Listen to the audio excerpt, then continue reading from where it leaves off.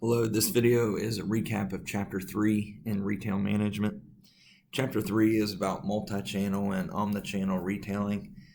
I remind you with the start of the chapter the definition of a channel, and really in marketing, a channel is anywhere a product or service can be purchased. It stands for place in the 4 P's of marketing in the marketing mix. Your book outlines some key definitions when we talk about channels. The first is a single channel retailer, and that is exactly what it suggests: one way to buy a product. So a brick and mortar store only, online only, whatever it might be, it's a single channel. The second is multi-channel. Obviously, that's more than one channel. It can be a mix of online and brick and mortar. The third are cross-channel opportunities for customers. It is a mix of both online and in-person brick and mortar stores combining for one sale. So we might electronically send you a coupon. You retrieve that electronically, but then use it in the brick and mortar store. So that's a look at cross-channel. Your book then mentions omni-channel retailing, and the graphic that explains omni-channel retail is actually a good one. It's Exhibit 3.1 on top of page 68.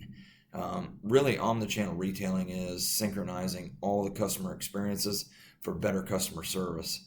So it involves internet-based, it involves customer contact, it involves problem solving, also involves the actual brick and mortar store and customer service there. So it's important to understand that omni-channel is the synchronization of services for customers.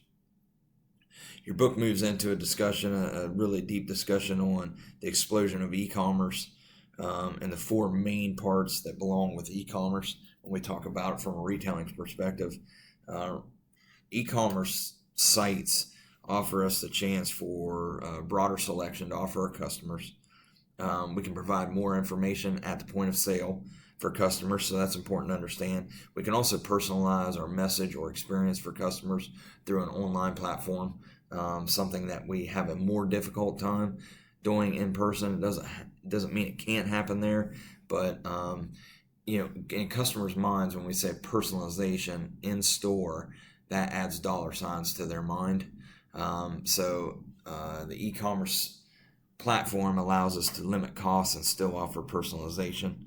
And it also allows us to enter new markets, places that we might not enter because we don't want to go and build a store. So e-commerce is a growth platform for retail managers.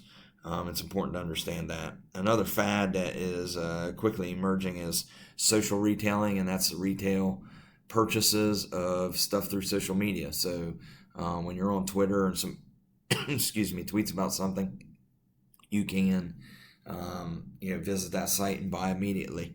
So it's another point of contact for customers. The chapter wraps up with challenges involved with multi-channel and e-commerce sites. The first are obvious supply chain issues. If we're going to sell online, we get excited and say we can offer more and more and more products, but that adds expense to logistics and other supply chain issues. So it's something we have to be aware of as we make expansions to the e-commerce platform. Excuse me. The second is brand image. Stores are losing their ability to brand their store because people visit online. So you take something like Bass Pro Shops. It's an experience to go in there and shop. You can buy fishing equipment, hunting equipment, online, apparel. You can buy all that online, but you don't get the experience of the visitation of a Bass Pro Shop. It's becoming harder and harder and harder to make those connections. The third part is inventory levels in the assortment. How much do we carry in store? If customers are showing up and they're just looking and then going home and buying online, how much do we carry? And if we cut back our inventory too much in our brick and mortar locations, then when customers do want to purchase there, we don't have what they need. They'll end up going somewhere else.